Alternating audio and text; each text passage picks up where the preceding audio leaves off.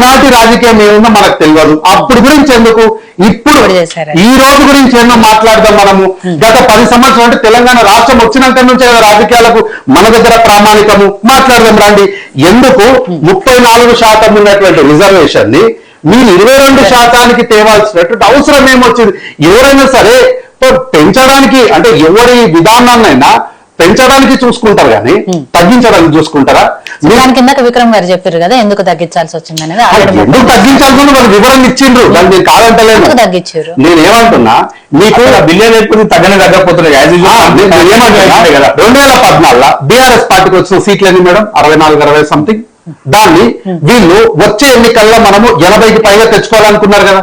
తర్వాత మళ్ళీ 100 సీట్లకు పైగా మేము గెలుస్తాము గెలవాలనుకుంటున్నామని ఇగో ఏంటిది బారాసాకు 100 సీట్లు ఖాయం.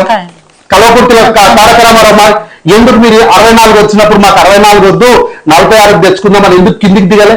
ఎందుకు పైకి పోవాలనుకున్నారు?